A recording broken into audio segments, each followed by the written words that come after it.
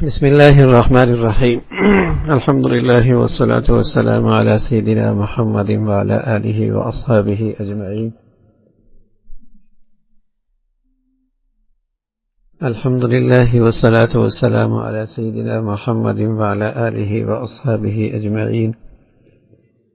الحمد لله والصلاة والسلام على سيدنا محمد وعلى آله وأصحابه أجمعين. الحمد لله ثم الحمد لله. اللہ نے محض اپنے فضل و کرم سے اپنے پیارے حبیب صلی اللہ علیہ وسلم کی مبارک زندگی کے سلسلے میں ہمیں یہ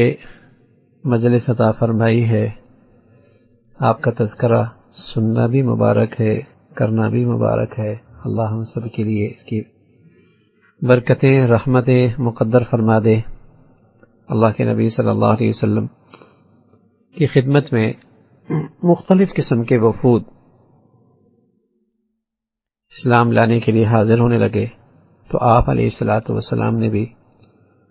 اطراف عالم کی طرف، جزیرہ عرب، خاص طور پہ جنوب کی طرف آپ نے بھی داعی اور اسلام کے وفود بھیجنا شروع فرما دیے تاکہ لوگوں کو اسلام کی دعوت، اسلام کے بنیادی احکامات اور اسلام کے مبادی کی تعلیم دی جا سکے. جزیرہ اور اس کے مختلف اطراف میں اسلام پھیل چکا تھا اور ضرورت تھی کہ ان علاقوں میں معلمین، داعیوں اور رہنماؤں کو بھیجا جائے جو وہاں کے جا کر اسلام کے حقائق، اسلام کی صحیح زندگی ان کے سامنے پیش کریں. رسول اللہ صلی اللہ علیہ وسلم نے خالد بن ولید رضی اللہ تعالیٰ عنہ کو نجران بھیجا تھا تاکہ وہاں کے باشندوں کو اسلام کی دعوت دے اور انہیں احکامات سے آگاہ کرے. اسی طرح آپ علیہ الصلاۃ والسلام نے یمن کی طرف حضرت علی رضی اللہ تعالیٰ عنہ کو بھیجا اور ابو موسیٰ اشعری حضرت معاذ بن جبل کو بھی یمن کی طرف بھیجا تھا. ان دونوں کو آپ علیہ الصلاۃ والسلام نے یمن کے ایک علاقے میں بھیجا اور انہیں تاکید کی کہ لوگوں کے لیے آسانیاں پیدا کریں، انہیں مشقت میں نہ ڈالیں، انہیں خوشخبری سنائیں، متنفر نہ کریں اور استعداد بھر کام کریں. پیارے رسول صلی اللہ علیہ وسلم نے حضرت معاذ رضی اللہ تعالیٰ عنہ سے فرمایا کہ تم عن قریب ایسے لوگوں کے پاس جاؤ گے جو اہل کتاب میں سے ہیں، اور جب تم ان کے پاس پہنچو تو انہیں اس چیز کی گواہی دینے کے لیے آمادہ کرو کہ وہ اس پہ آمادہ ہو جائیں کہ اللہ کے سوا کوئی معبود نہیں، محمد صلی اللہ علیہ وسلم اللہ کے رسول ہیں. اگر وہ تمہاری بات مان لیں تو ان سے بتاؤ کہ اللہ نے ان پر دن اور رات میں 5 نمازیں فرض فرمائی ہیں، اور اگر وہ یہ بات بھی مان لیں تو انہیں بتاؤ کہ اللہ نے ان پہ زکوٰۃ فرض کی ہے جو ان میں سے مالدار ہیں تاکہ وہ اس کو غریبوں پہ خرچ کریں. اور تمہاری یہ بات بھی اگر وہ مان لیں تو پھر انہیں بتائیں کہ زکوٰۃ میں سے صرف اچھا مال نہ لیا جائے بلکہ درمیانہ مال لے لیا جائے، اور مظلوم کی بد دعا سے بچیں، اس لیے کہ اللہ اور اس مظلوم کی بد دعا کے درمیان کوئی رکاوٹ نہیں، کوئی حجاب نہیں. تو یہ نصائح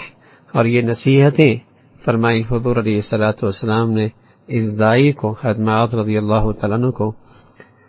روایت میں آتا ہے کہ حضور علیہ الصلاۃ والسلام حضرت معاذ کو بھیجنے کے لیے مدینہ سے باہر تک گئے اور حضرت معاذ سواری پہ تھے. آپ علیہ الصلاۃ والسلام ان کے ساتھ پیدل چلتی ہوئے انہیں ہدایات دے رہے تھے. اس موقع پہ پیارے رسول صلی اللہ علیہ وسلم نے یہ بھی فرمایا، معاذ شاید آئندہ سال مجھ سے تمہاری ملاقات نہ ہو اور شاید تم میری مسجد اور قبر کے پاس سے گزرو. یعنی اس کی طرف اشارہ تھا کہ میرا وصال ہو جائے گا. یہ سن کر حضرت معاذ رضی اللہ تعالیٰ عنہ آپ کی جدائی کا تصور کر کے رو پڑے. حضرت معاذ رضی اللہ عنہ یمن میں رسول اللہ صلی اللہ علیہ وسلم کے وصال کے بعد تک رہے. اس طرح حضور علیہ الصلوۃ والسلام کی یہ پیشن گوئی پوری فرم ہو گئی. تو اللہ کے نبی صلی اللہ علیہ وسلم نے اس سچے عاشق کو اور سچے جانثار کو رخصت کرتے ہوئے یہ سن کو سواری پہ بٹھایا، خود پیدل چل رہے ہیں، اور آخر میں اس بات کا بھی تذکرہ فرمایا کہ شاید اب دوبارہ زندگی میں تمہاری مجھ سے ملاقات نہ ہو. جب یہ رو پڑے تو اللہ کے نبی صلی اللہ علیہ وسلم نے بھی چہرہ پھیر دیا کہ کہیں میرا چہرہ دیکھ کر کہیں ایسا نہ ہو کہ ان کے دل میں اور زیادہ رقت پیدا ہو جائے. تو یہ اللہ کے نبی صلی اللہ علیہ وسلم کا دعات کا اور معلمین کا بھیجنے کا سلسلہ تھا. تو اس سے ہمارے سامنے یہ پیغام ہمارے سامنے آتا ہے کہ رسول اللہ صلی اللہ علیہ وسلم نے جو دعوت کے لیے مبلغین کو روانہ فرمایا اور ان دعات کو ہدایات دی، تو اس سے یہ بات سامنے آتی ہے کہ یہ دعوت تمام مسلمانوں کی ذمہ داری ہے۔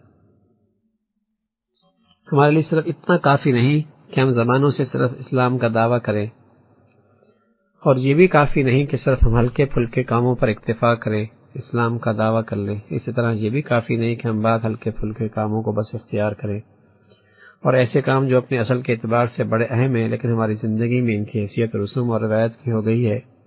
اس طرح یہ بھی کافی نہیں کہ ہم اسلام کو اپنی ذات تک محدود رکھیں اور دوسروں کے لیے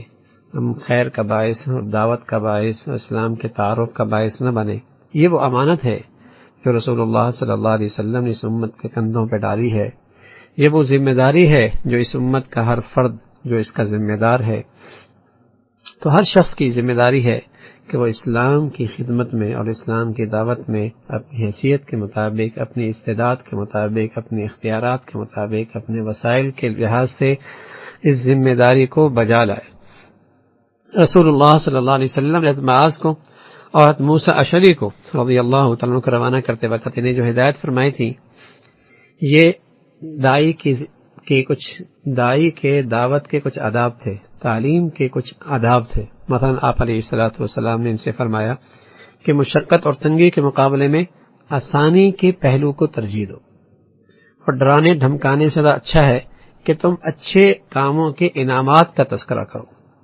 اور ڈرانے دھمکانے کو حضور علیہ الصلوۃ والسلام نے متنفر کرنے سے تعبیر فرمایا، اور اس کی وضاحت رسول اللہ صلی اللہ علیہ وسلم نے ایک مثال سے دی۔ آپ نے فرمایا معاذ کو حکم دیا کہ لوگوں کو پہلے کلمہ شہادت کا اقرار کرنے کے لیے کہو، اگر وہ ایسا کر لیں پھر نماز کی بات کرو، اگر وہ ایسا بھی کر لیں پھر زکوٰۃ کی بات کرو، اور یوں یکے بعد دیگرے انہیں کام کی اور اسلام کے احکامات سکھاتے رہو۔ البتہ یاد رکھیے گا، تیسیر اور تبشیر، آسانی پیدا کرنا، خوشخبری دینا، جو اللہ کے نبی صلی اللہ علیہ وسلم نے یہ معلمین کو سکھایا اور داعیوں کو یہ دعوت کے جو یہ اصول بتائے کہ آسانی سے کام لینا، خوشخبری سے کام لینا، اس کا مطلب یہ نہیں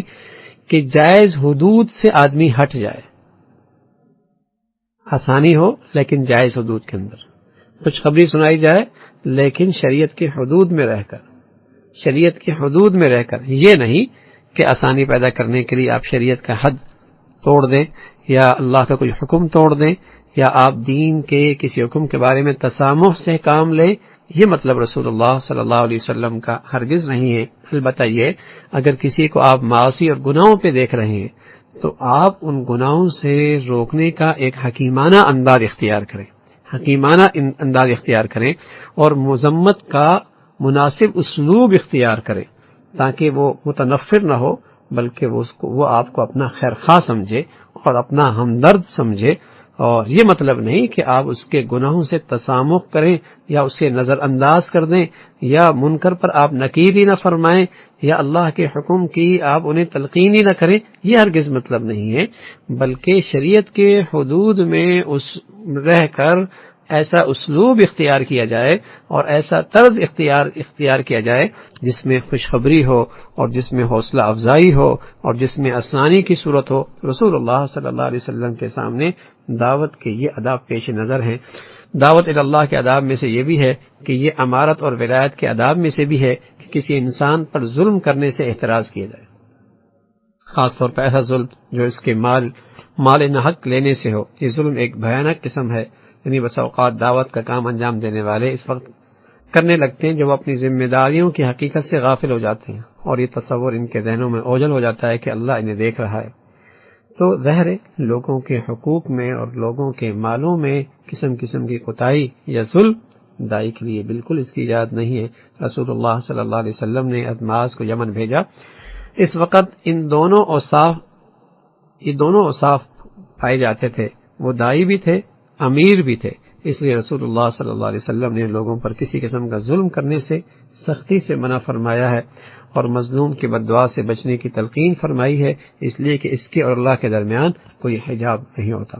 تو یوں اللہ کے نبی صلی اللہ علیہ وسلم نے معلمین بھی بھیجے احکامات سکھانے کے لیے اور دائی بھی بھیجے اسلام کی اشاعت کے لیے اور اسلام کے پیغام عام کرنے کے لیے، اور ساتھ ساتھ آداب بھی دعوت کے اور تعلیم کے آپ علیہ الصلوۃ والسلام نے بتائے۔ پھر حجۃ الوداع ہے جو رسول اللہ صلی اللہ علیہ وسلم کی پوری زندگی میں جس کی خاص اہمیت ہے۔ آپ علیہ الصلوۃ والسلام مدینہ منورہ میں رہتے ہوئے آپ کو 9 سال آپ نے حج نہیں کیا، اور ہجرت کے 10ویں سال آپ علیہ الصلوۃ والسلام نے لوگوں میں اعلان کرا دیا کہ آپ حج کرنے والے ہیں، اور یہ اعلان سن کر بہت سے بڑی تعداد مدینہ پہنچ گئے، اور ان کی خواہش تھی کہ وہ سبھی آپ علیہ الصلوۃ والسلام کے ساتھ حج کے لیے نکلیں اور مناسک حج سیکھیں۔ ذی القعدہ کا مہینہ ختم ہونے میں 5 دن باقی تھے کہ رسول اللہ صلی اللہ علیہ وسلم مدینہ سے اس حجۃ الوداع کے لیے نکلے، اور بہت بڑی تعداد مسلمانوں کی وہ آپ کے ساتھ سفر میں آپ کے ساتھ تھی، اور اونٹنے پہ آپ علیہ الصلوۃ والسلام سوار تھے، آپ کے آگے، آپ کے پیچھے، آپ کے دائیں بائیں، ہر طرف تا حد نگاہ مسلمان آپ کے ساتھ تھے، کوئی سواریوں پہ تھے، کوئی پیدل تھے۔ رسول اللہ صلی اللہ علیہ وسلم ان کے درمیان میں تھے، اور قرآن بھی کسی وقت نازل ہو رہا تھا۔ آپ علیہ الصلوۃ والسلام کی یہ حج کی کیا نوعیت تھی؟ مختلف باتیں ہیں، بعض حضرات نے کہا یہ افراد تھا، بعضوں نے کہا قران تھا، بعضوں نے کہا تمتع تھا، لیکن بہرحال آپ علیہ الصلوۃ والسلام نے یہ حجۃ الوداع فرمایا، اور ایک جسے کہیں کہ اس امت کی جو پوری برادری تھی، پوری اسلامی برادری تھی، تقریباً وہ ساری کی ساری آپ کے ساتھ اس حج میں شریک تھی۔ آپ علیہ الصلوۃ والسلام مکہ میں بلائی حصے سے داخل ہوئے، یہاں تک کہ جب آپ بنی شیبہ تک پہنچے، بیت اللہ نظر آنے لگا، تو آپ علیہ الصلوۃ والسلام نے وہاں کھڑے ہو کر سب سے پہلے دعا کی، اور یوں کہا، اے اللہ، اپنے اس گھر کی عزت اور شرف اور تعظیم اور تکریم اور رعب اور ہیبت میں اور اضافہ فرما۔ اے اللہ، اپنے اس گھر کی عزت میں اور شرف میں، تعظیم اور تکریم میں، رعب اور ہیبت میں اور اضافہ فرما۔ اور اسی طرح جو لوگ اس کا حج اور عمرہ کریں، ان کی تعظیم کریں، ان کی بھی عزت اور شرف اور تکریم میں اور ہیبت اور تعظیم میں اور ان کی صالحیت میں اور ان کی نیکی کی زندگی میں اور اضافہ فرما۔ رسول اللہ صلی اللہ علیہ وسلم نے بیت اللہ کی عظمت کے اضافے کی بھی دعا فرمائی، اور جن خوش نصیبوں کو یہاں حاضری ملتی ہے قبولیت کے ساتھ، ان کے لیے بھی آپ علیہ الصلوۃ والسلام نے، قیامت تک آنے والے مسلمانوں کے لیے بھی آپ علیہ الصلوۃ والسلام نے دعا فرما دی۔ پھر رسول اللہ صلی اللہ علیہ وسلم حج کرنے لگے، اور آپ نے ان لوگوں کو مناسک کے حج سکھائے، اور حج کا طریقہ آپ علیہ الصلوۃ والسلام نے بتایا۔ پھر پیارے رسول صلی اللہ علیہ وسلم عرفہ کے دن مسلمانوں کے مجمع میں جو وقوف کی جگہ تھی اور سارے مسلمان آپ کے پاس اکٹھے تھے، آپ نے ایک جامع خطبہ دیا جس کی تاریخ اسلام میں ایک بہت بڑی اہمیت ہے، بلکہ یوں کہیے کہ آپ کی پوری زندگی کا ایک پیغام اور خلاصہ آپ نے پوری اسلامی برادری کے سامنے یہاں پیش کیا، اور پھر آنے والی جتنی اسلامی برادری تھی ان سب کے لیے اس میں ایک بہت بڑا پیغام موجود تھا۔ لوگوں، میری بات غور سے سنو، اور مجھے نہیں معلوم شاید تم سے اس سال کے بعد اس جگہ پھر کبھی ملاقات ہو۔ لوگوں، تمہارا خون، تمہارا مال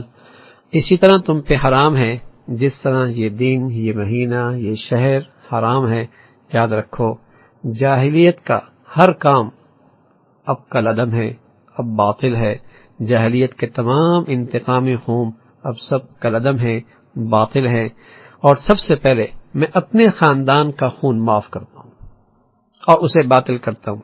جاہلیت کے تمام سود وہ باطل ہے، کالعدم ہے، اور سب سے پہلے میں اپنے خاندان عباس بن عبد المطلب کا سود اسے ختم کرتا ہوں، معاف کرتا ہوں، اور یہ سب کا سب باطل ہے۔ یوں رسول اللہ صلی اللہ علیہ وسلم نے خطبہ دیا، فرمایا، لوگوں، شیطان اس سے مایوس ہو چکا ہے کہ تمہاری اس سرزمین میں آئندہ کبھی بتوں کی پرستش کی جائے، لیکن وہ اس بات پہ تیار ہو گیا ہے کہ تم ان کاموں میں جنہیں معمولی سمجھتے ہو اور اس کی اطاعت کرو گے۔ ٹھیک ہے، تم شرک تو نہیں کرو گے، بت پرستی کے اندر تو نہیں مبتلا ہوگے، لیکن تم بہت سارے اس کے مکر و فریب میں آ جاؤ گے جسے تم معمولی سمجھ کے کرنے لگو گے۔ اس لیے اپنے دین کے معاملے میں اس کے فتنے سے بچو۔ لوگوں، نسی تھا یعنی مہینوں میں تبدیلی، انما النسیء زیادۃ فی الکفر، مہینوں میں تبدیلی، جب چاہتے تھے مہینوں کو آگے پیچھے کر لیا کرتے تھے، اور اسے آگے پیچھے کر کے کبھی حج ذی الحجہ میں ہوتا، کبھی کسی اور مہینے میں ہوتا، کبھی کسی اور مہینے میں ہوتا، تو رسول اللہ صلی اللہ علیہ وسلم نے فرمایا اب یہ بھی باطل ہے، اب یہ بھی باطل ہے، اس کا تذکرہ فرمایا، اور فرمایا عورتوں کے معاملے میں اللہ سے ڈرو، اس لیے کہ تم نے ان کو اللہ کی امانت کے طور پر حاصل کیا ہے، اور ان کی شرمگاہوں کو اللہ کی بات کے ساتھ حلال سمجھا ہے، یعنی اللہ کا نام لے کر تمہیں ان پر قدرت حاصل ہوئی ہے، تمہارا ان پر حق ہے، اور ان کا تم پر بھی حق ہے۔ تمہارا ان پر حق یہ ہے کہ وہ تمہارے بستر پر کسی غیر کو جس کا آنا تمہیں ناگوار ہو نہ آنے دے، اور وہ اگر ایسا کرے تو تم انہیں ایسی سزا دو جس کا نشان نہ پڑے، اور ان کا حق تمہارے اوپر یہ ہے کہ معروف طریقے سے ان کو خوراک اور پوشاک اور ان کی ضروریات کا انتظام کرو، یعنی جب وہ انتہائی درجے کی بے حیائی کا ارتکاب کریں تو مناسب سزا کی اجازت شریعت نے دی ہے۔ لوگوں میری بات سمجھو، یعنی اللہ کا پیغام پہنچا دیا ہے، اور میں تمہارے درمیان جو چیزیں چھوڑ کے جا رہا ہوں، اگر تم نے انہیں مضبوطی سے پکڑ لیا تو تم کبھی گمراہ نہیں ہوگے، تم کبھی گمراہ نہیں ہوگے۔ اور وہ چیزیں کیا ہیں؟ اللہ کی کتاب ہے، اور رسول اللہ صلی اللہ علیہ وسلم کی سنت ہے، اور اہل ایمان کا ایمان ہے، قرآن بھی محفوظ ہے، اللہ کے نبی کی احادیث بھی محفوظ ہے۔ اور خوش نصیب ہیں اس امت کے وہ طبقات جنہوں نے اپنی زندگیاں اور صلاحیتیں ان کی حفاظت کی خاطر وقف کر رکھی ہیں کہ قرآن کی تعلیم بھی امت تک محفوظ ہے، اس کے الفاظ بھی محفوظ ہیں، اس کی تفسیر بھی محفوظ ہے، اور احادیث کے الفاظ اور مفہوم بھی اور اس کے مسائل بھی امت تک محفوظ ہیں۔ یہ اس امت کے بہت بڑے محسن ہیں، جنہیں ہم مفسرین کہتے ہیں، جنہیں ہم محدثین کہتے ہیں، جنہیں ہم فقہاء کہتے ہیں، جنہوں نے رسول اللہ صلی اللہ علیہ وسلم کی یہ زندگی امت تک باحفاظت پہنچانے میں اپنی زندگیاں وقف کر رکھی ہیں۔ اور آج بھی امت میں ایسے بے شمار امت کے محسن موجود ہیں جن کی زندگیاں اسی کی خاطر وقف ہیں، اور اسی خدمت میں ان کی زندگیاں لگ رہی ہیں۔ تو رسول اللہ صلی اللہ علیہ وسلم نے فرمایا کہ دو چیزیں ہیں، تم انہیں مضبوطی سے پکڑو، تم گمراہ نہیں ہوگے، اور وہ اللہ کی کتاب ہے اور رسول اللہ صلی اللہ علیہ وسلم کی سنت ہے۔ لوگوں سنو، اطاعت کرو۔ اگر تمہارا امیر کوئی حبشی غلام بھی ہو، جب تک وہ اللہ اور اللہ کی کتاب کے مطابق فیصلہ کرے تو اس کی بھی اطاعت کرو۔ یہ نہ خیال کرو وہ ذات کا کیا ہے، کس قوم کا ہے، رنگ کا کیا ہے، دنیاوی حیثیت اس کی کیا ہے۔ اگر وہ تمہارا امیر بن گیا تو اور اللہ کے رسول کے مطابق تمہیں حکم دیتا ہے، اس کی اطاعت کرو۔ اپنے غلاموں کا خیال رکھو، یعنی اپنی ماتحتوں کا خیال رکھو، اپنے غلاموں کا خیال رکھو، جو خود کھاتے ہو وہ انہیں بھی کھلاؤ، اور جو خود جسے کہیں کہ مقصود یہ ہے کہ اگر جو تم پہنتے ہو انہیں بھی پہناؤ، اگر ان سے کوئی غلطی سرزد ہو جائے تو پھر تم انہیں معاف نہ کرنا چاہو تو اے اللہ کے بندو انہیں بیچ دو، لیکن تمہیں یہ حق نہیں ہے تم انہیں اذیتیں دو۔ یہ تو غلام کی بات ہے، ملازم، ماتحت، اس کا معاملہ تو اور بھی آگے کا ہے، وہ تو آزاد ہیں۔ اگر تمہارا ان سے مزاج نہیں ملتا تو ان پہ ظلم کرنا، انہیں اذیت دینا، انہیں رسوا کرنا، انہیں ذلیل کرنا، انہیں حقیر جاننا، اس کی اجازت نہیں ہے، اس کی اجازت نہیں ہے۔ ہاں مزاج نہیں ملتا، انہیں رخصت پہ بھیج دو، انہیں فارغ کر دو مناسب طریقے سے، لیکن اذیت اور ظلم یہ جائز نہیں ہے۔ لوگوں میری بات سنو اور سمجھو، اچھی طرح جان لو، ہر مسلمان دوسرے مسلمان کا بھائی ہے۔ یہ حجۃ الوداع کے موقع پہ اللہ کے نبی صلی اللہ علیہ وسلم کا ایک جامع ترین، جس کا اسلامی تاریخ میں اور اسلامی زندگی میں اور اسلامی برادری میں اس خطبے کی بڑی اہمیت ہے، اور یوں کہیے کہ رسول اللہ صلی اللہ علیہ وسلم کی ساری زندگی کی محنت کا ایک خلاصہ ہے، جو آنے والی پوری نسل کے لیے ایک پیغام ہے۔ رسول اللہ صلی اللہ علیہ وسلم نے فرمایا ہر مسلمان دوسرے مسلمان کا بھائی ہے، اور تمام مسلمان آپس میں بھائی بھائی، ایمانی اخوت، اسلامی بھائی چارہ۔ رسول اللہ صلی اللہ علیہ وسلم نے اس کی نصیحت فرمائی۔ کسی شخص کے لیے اپنے بھائی کے مال میں کچھ لینا جائز نہیں، ہاں اگر وہ باخوشی دے دے تو کوئی حرج نہیں۔ لوگوں ایک دوسرے پہ ہرگز ظلم نہ کرو۔ اے اللہ، کیا میں نے پہنچا دیا؟ ان قریب تم اپنے رب سے ملو گے، اس لیے میرے بعد گمراہی کی طرف نہ پلٹ جانا۔ ایک دوسرے کی گردن مارنے لگو۔ سن لو، جو یہاں حاضر ہے وہ غیر حاضر لوگوں تک یہ باتیں پہنچا دے، اس لیے کہ بس اوقات جس شخص تک کوئی بات پہنچائی جاتی ہے وہ اسے براہ راست سننے والے سے زیادہ اس کی حفاظت کرتا ہے۔ ہو سکتا ہے بعد والے جن تک یہ پیغام پہنچے اس کی خوب حفاظت کرنے والے ہوں، اور تم سے بارگاہ الہی میں میری نسبت یہ سوال ہوگا تو بتاؤ تم کیا جواب دو گے؟ صحابہ نے عرض کیا، یا رسول اللہ، ہم گواہی دیں گے کہ آپ علیہ الصلوۃ والسلام نے اللہ کا پیغام پہنچا دیا، اپنا فرض پورا کر دیا، خیر خواہی کا حق ادا کر دیا۔ آپ علیہ الصلوۃ والسلام نے شہادت کی انگلی آسمان کی طرف بلند کی اور پھر لوگوں کی طرف اشارے کرتے ہوئے 3 مرتبہ ارشاد فرمایا، اللہ آپ گواہ رہنا، اے اللہ آپ گواہ رہنا، اے اللہ آپ گواہ رہنا۔ پھر رسول اللہ صلی اللہ علیہ وسلم عرفات ہی میں رہے یہاں تک کہ سورج ڈوب گیا، تب آپ علیہ الصلوۃ والسلام صحابہ کے ساتھ مزدلفہ کی طرف روانہ ہوئے اور دائیں ہاتھ سے اشارہ کرتے ہوئے فرما رہے تھے، لوگو سکون سے چلو، اطمینان سے چلو، سکون سے چلو، اطمینان سے چلو۔ مزدلفہ پہنچ پر آپ علیہ الصلوۃ والسلام نے مغرب اور عشاء ایک ساتھ ادا فرمائی، وہ رات آپ نے مزدلفہ میں گزاری۔ اگلے دن سورج شروع ہونے سے پہلے آپ مینا میں روانہ ہو گئے، وہاں پہنچ کر آپ علیہ الصلوۃ والسلام نے جمرہ عقبہ پر 7 کنکریاں ماری، ہر کنکری مارتے وقت رسول اللہ صلی اللہ علیہ وسلم کہہ رہے تھے، اللہ اکبر، اللہ اکبر۔ پھر آپ علیہ الصلوۃ والسلام قربانی کی جگہ پر تشریف لے گئے، وہاں 63 اونٹ اپنے دستے مبارک سے ذبح فرمائے۔ 1 2 3 4 10 20 30 40 50 60 63 اونٹ، سبحان اللہ، اپنے ہاتھوں سے ذبح فرمائے۔ اور پھر حضرت علی رضی اللہ عنہ نے فرمایا کہ 100 میں سے جتنے باقی رہ گئے ہیں انہیں تم ذبح کر دو۔ 100 اونٹ ذبح کروائے۔ قربانی، بعد میں اذان کہتے ہیں نا،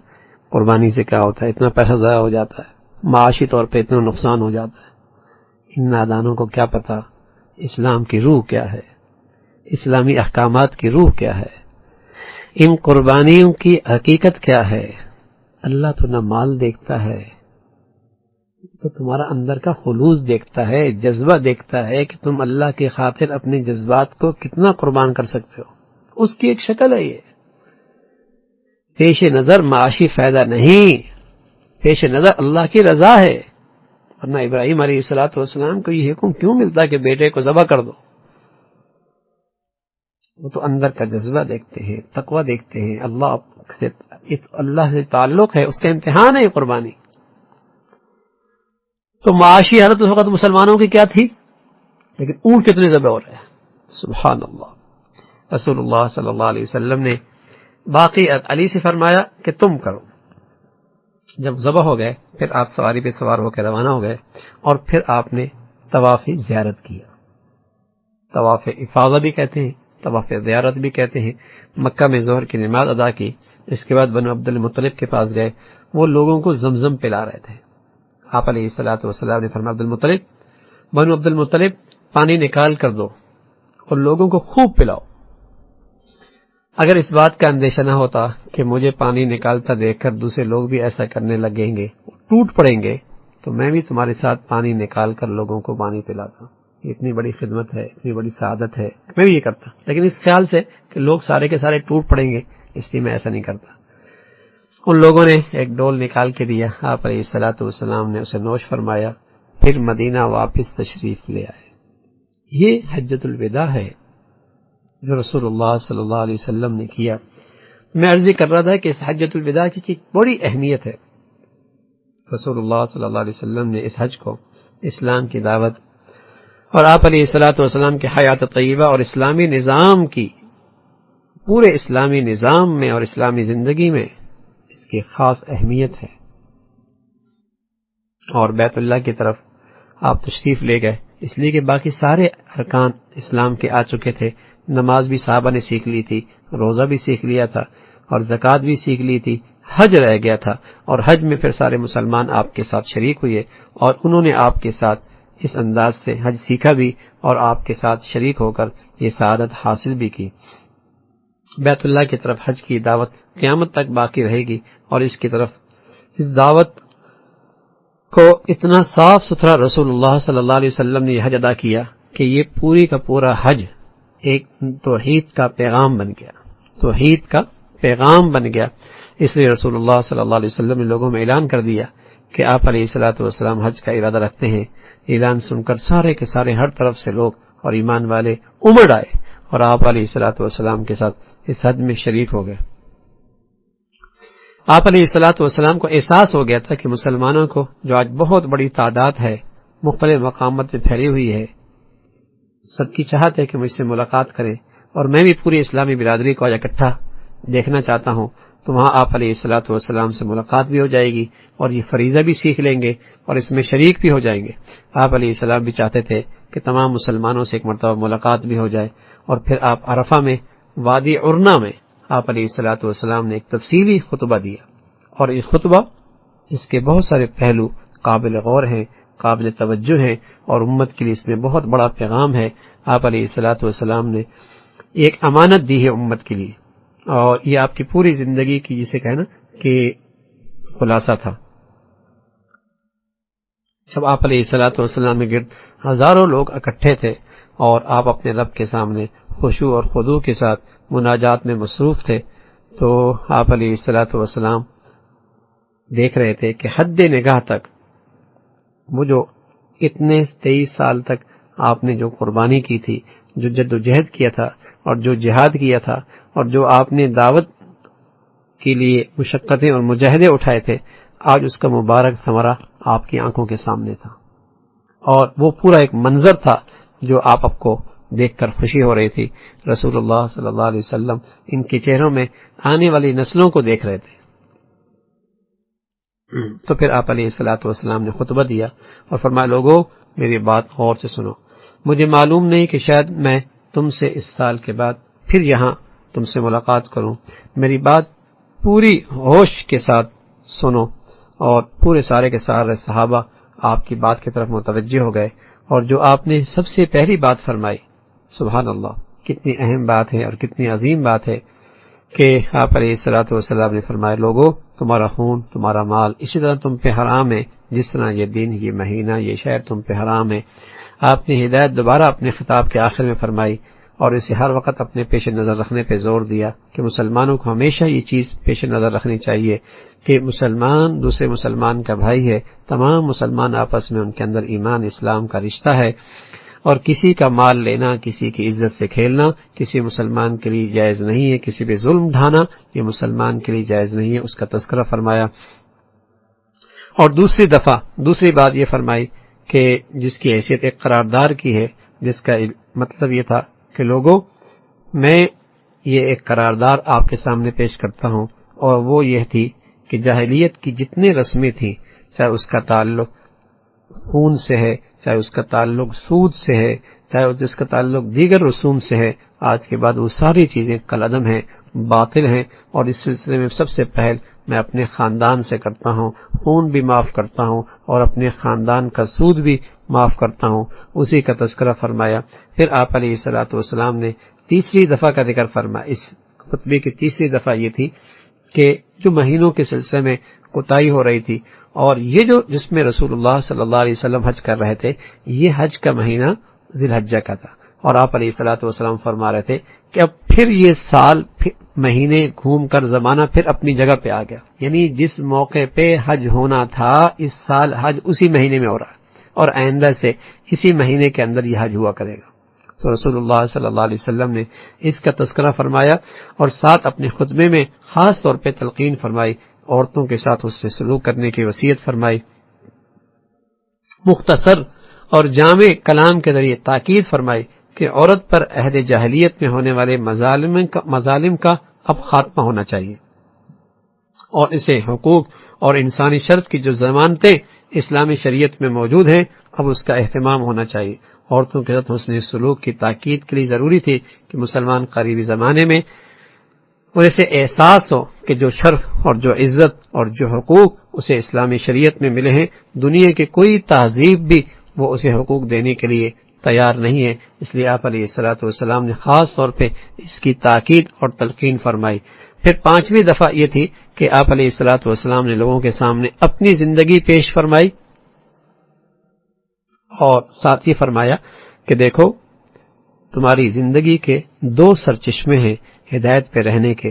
اور دین پہ رہنے کے اور کامیابی پہ رہنے کے لیے وہ دو سرچشمے ہیں. اگر تم یہ ضمانت دیتے ہو کہ تم ان سرچشموں کی حفاظت کرو گے اور ان سے رہنمائی لیتے رہو گے تو پھر میں ضمانت دیتا ہوں تم گمراہی سے محفوظ رہ جاؤ گے، تم محفوظ ہو جاؤ گے. پھر اس کا تذکرہ فرمایا، وہ قرآن ہے، وہ حدیث ہے. پھر رسول اللہ صلی اللہ علیہ وسلم نے بتایا کہ ہمیشہ اپنے امیر کی اطاعت کرنا، اپنے حاکم کی اطاعت کرنا جب تک وہ اللہ اور اللہ کے رسول کے تابع ہو، اور جب تک وہ اللہ اور اللہ کے رسول کے مطابق فیصلے کرتا رہا ہو. اس کا تذکرہ فرمایا. آخر میں رسول اللہ صلی اللہ علیہ وسلم نے یہ احساس دیا کہ جو تبلیغ کی ذمہ داری میرے سپرد تھی وہ میں نے ذمہ داری پوری کر دی، اب یہ ذمہ داری تمام مسلمانوں کے ذمے ہے. اس کا تذکرہ آپ علیہ الصلوۃ والسلام نے فرمایا اور تمام مسلمانوں سے اس سلسلے میں اطمینان بھی لیا، ان سے اقرار بھی کروایا. تو رسول اللہ صلی اللہ علیہ وسلم نے اس انداز میں یہ اپنا خطبہ مکمل فرمایا. اور آج امت کی ذمہ داری ہے کہ امت جس جگہ پر ہے اور جن